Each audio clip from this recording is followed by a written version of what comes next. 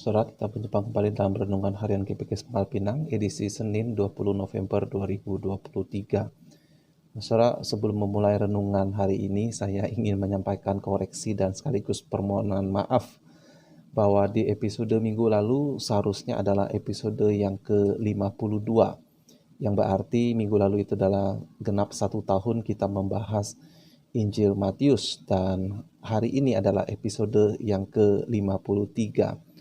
Nah, saudara, saya mohon maaf atas kekeliruan saya itu.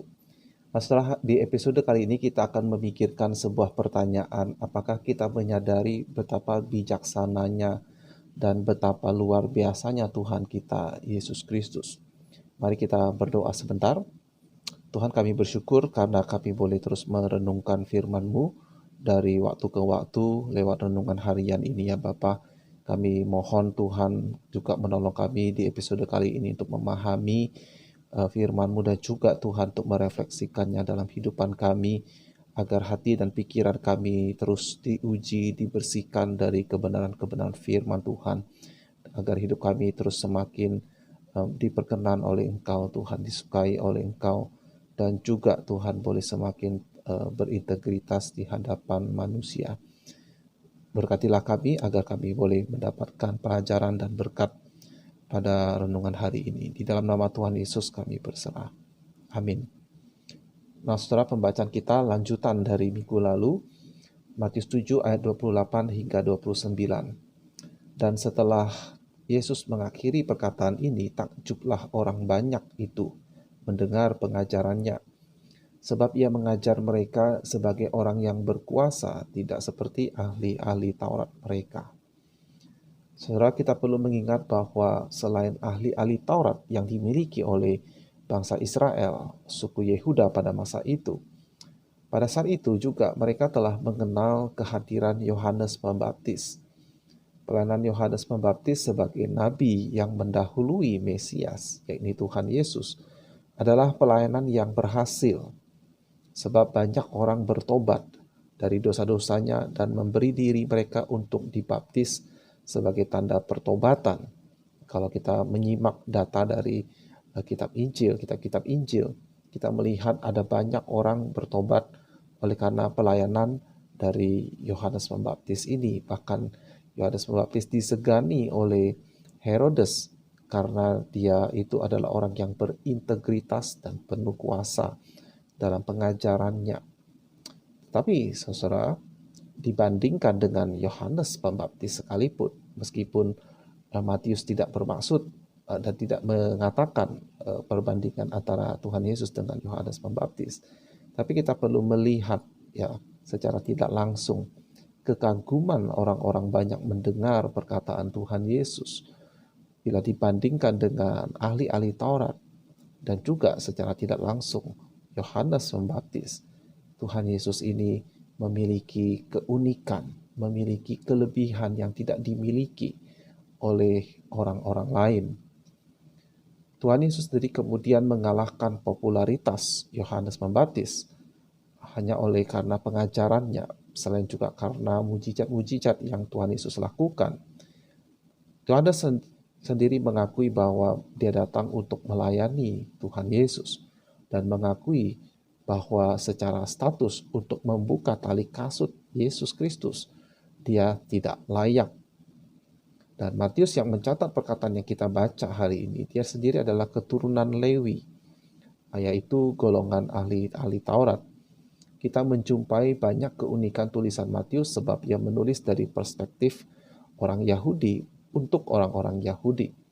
Tetapi Matius, meski tentu saja ini karena inspirasi dari arah Roh Kudus yang membimbingnya untuk menulis apa yang dia tulis, tetapi dari sisi manusiawinya kita melihat bahwa Matius juga dipenuhi dengan kekaguman dan juga penghormatan.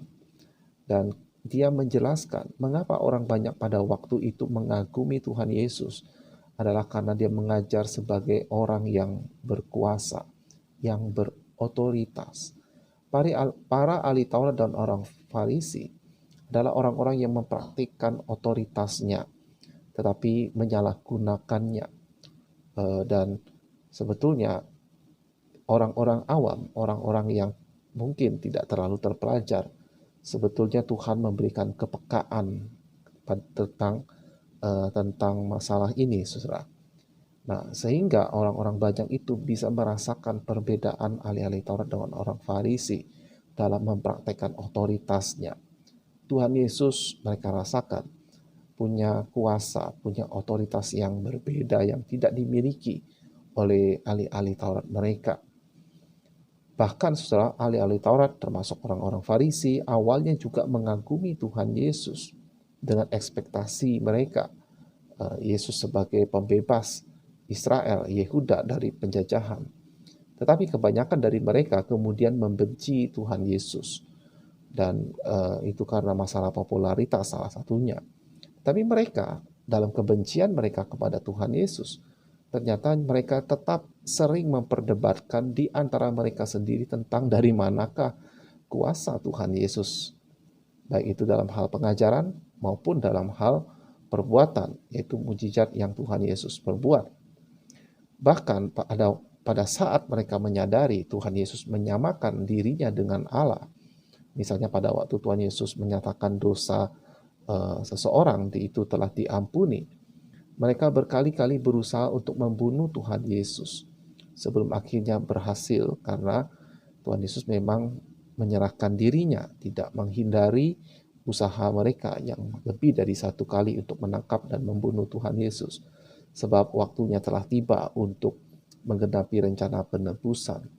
Nah, orang-orang Farisi yang marah, yang tidak suka kepada Tuhan Yesus pun, mereka kesulitan untuk menentukan dari manakah kuasa atau otoritas yang sehingga Yesus bisa berkata-kata dan juga melakukan mujizat yang begitu luar biasa. Nah, saudara, dari hal ini saya ingin kita belajar menarik dua pelajaran. Yang pertama, sungguh ironis bahwa orang-orang banyak yang mengagumi, terpesona oleh Tuhan Yesus pada hari itu, juga adalah sebagiannya adalah orang yang sama yang meneriakkan kematian Tuhan Yesus di hadapan Pilatus, dan adalah orang yang sama ketika Tuhan Yesus mulai mengajarkan perkataan yang keras, mereka kemudian meninggalkan Tuhan Yesus dan tidak lagi mengikutinya. Artinya Anda dan saya bisa berada di dalam posisi seperti mereka. Kita mengagumi Tuhan Yesus, bahkan menjadi pengikutnya, mengaguminya seperti orang banyak tadi. Tetapi sampai kepada titik tertentu dalam hidup kita, kemudian kita ada kekecewaan kepada Tuhan. Mungkin karena Tuhan Yesus tidak menuruti ekspektasi kita. Ia terlalu berkuasa untuk kita atur. Tetapi bukannya untuk belajar menundukkan diri dan berserah kepada rencananya, kita malah melawan dan meninggalkannya. Sama seperti yang sebagian orang banyak yang mengagumi Tuhan Yesus lakukan hari itu. Sehingga saudara sudah sering dan tidak akan pernah bosan saya mengingatkan bahwa sebelum kita benar-benar sampai kepada tujuan hidup kita, yaitu keselamatan itu, kita sampai kepada surga itu, adalah baik kalau kita selalu memeriksakan diri kita. Tidak peduli sudah berapa lama kita menjadi orang Kristen, sudah berapa banyak pelayanan yang kita lakukan untuk kemuliaan nama Tuhan, selalulah kita memeriksa diri kita. Apakah kita punya iman yang benar dan menyelamatkan. Tidak cukup kita bergantung kepada pengalaman masa lalu saja. Kalau kita melihat sebagai contoh orang-orang Israel yang keluar dari perbudakan Mesir, mereka keluar dengan pertolongan Tuhan yang luar biasa. Mereka menyaksikan kuasa Tuhan lewat 10 tulah.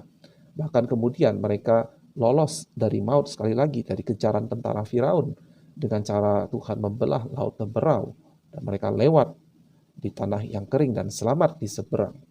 Ternyata meski dengan mujizat-mujizat yang mereka alami, pengalaman-pengalaman yang luar biasa, yang spektakuler yang mereka alami, dan kemudian mereka mengagumi Tuhan Allah, mereka memuji Tuhan, mereka menari, mereka bersyukur, mereka bersorak. Tetapi kemudian ternyata iman mereka pasang surut, mereka tidak benar-benar sungguh-sungguh sepenuhnya bergantung kepada Tuhan setiap waktu. Mereka tiba di titik mereka kecewa, dan akhirnya Tuhan menghukum mereka sampai tidak ada satupun dari mereka yang sampai ke tanah perjanjian, hanya kecuali Yosua dan Kaleb, karena mereka berdualah yang tetap percaya kepada Tuhan secara konsisten di sepanjang perjalanan dari keluaran itu. Nah, jadi saudara, di antara banyak orang yang mendengar pengajaran Tuhan Yesus yang berkuasa dan mereka mengagumi, mereka setuju, mereka suka, mereka mengikuti Tuhan Yesus dengan sukacita. Tetapi kemudian di satu titik mereka meninggalkan Tuhan Yesus, bahkan meneriakkan kematiannya. Itu sebuah ironi, saudara, tetapi adalah sebuah realita. Yang kedua, karena itu salah satu indikator bahwa kita benar-benar murid yang diakui oleh Tuhan Yesus adalah selain kita melakukan kehendaknya seperti yang sudah kita bahas di minggu-minggu lalu, sampai kepada perbuatan iman itu, tetapi juga dalam bentuk penjunjungan kita kepada Tuhan Yesus. Walaupun mungkin agak sedikit terdengar konyol, bukankah sebagai orang Kristen, ya memang kita seharusnya menjunjung tinggi Yesus Kristus. Bukankah kita bahkan menyembahnya sebagai anak Allah, sebagai Tuhan dan Juru Selamat kita? Ya, tetapi tidak kita harus melihat pada realitanya tidak semua orang Kristen mengagumi, menjunjung tinggi keunikan, supremasi dari Yesus Kristus. Tidak semua orang Kristen mendekati atau untuk membaca Alkitab yang berbicara tentang Yesus, yang puncaknya adalah cerita kehidupan, kematian, kebangkitan Yesus Kristus. Tidak semua orang Kristen mendekati Alkitab itu dengan gairah yang menjunjung tinggi Yesus Kristus. Banyak orang merasa bosan, merasa tawar hati, merasa sudah biasa. Ada satu saran yang ingin saya sampaikan kepada Bapak Ibu Saudara sekalian, yaitu lakukanlah perbandingan agama-agama. Membandingkan isi pengajaran Tuhan Yesus, kehidupan Tuhan kita, dibandingkan dengan tokoh-tokoh agama lain. Sampai hari ini, saya sudah cukup melakukan itu, ya tapi sampai hari ini, saya masih suka melakukannya. Dan saya selalu berkesimpulan yang sama dengan pendeta John Stott, seorang hamba Tuhan dari Inggris. Beliau sudah kembali kepada Tuhan. Dia menulis sebuah buku yang menunjukkan keunikan, superioritas Yesus Kristus. Sehingga dia memberi judul bukunya, Yesus Kristus yang tiada tara. Buku itu tersedia dalam bahasa Indonesia. Nah, sungguh saudara, Tuhan kita itu adalah Yesus, Tuhan yang tiada taranya. Dia adalah raja di atas segala raja, namun rendah hati dan yang melayani, bahkan rela mati untuk hamba-hambanya yang hina ini. Sehingga saudara mengingat siapakah Yesus. Segala persoalan hidup ini seperti seolah mendadak kehilangan kekuatannya setiap kali mengingat siapakah Yesus Kristus. Dan kita akan mendapat kekuatan baru hanya dengan mengingat dan kemudian berserah kepada Dia yang adalah Gembala yang agung yang mengasihi kita. Oleh sebab itu biarlah kita sekali lagi takjub kepada Dia yang mengasihi kita. Tetapi bukan sesekali kita takjub. Biarlah kita jadikan semacam habit, kebiasaan setiap hari mengagumi, memuji, menyembah Yesus Kristus yang membuat kita berserah sepenuhnya kepadanya, yang membuat kita mengikuti Dia di dalam sepanjang hidup kita. Dan hal itulah yang akan menjaga iman kita, yang akan menunjukkan bahwa kita memiliki iman yang sungguh benar yang akan menyelamatkan hidup kita. Kiranya renungan hari ini boleh memberkati saudara. Saya tutup renungan hari ini dengan sebuah permainan musik dari saudara kita. Kiranya ini boleh menjadi berkat, menjadi perenungan kita dengan kekuatan baru dari Tuhan kita hadapi hari esok. Sampai jumpa di episode berikutnya. Tuhan Yesus memberkati.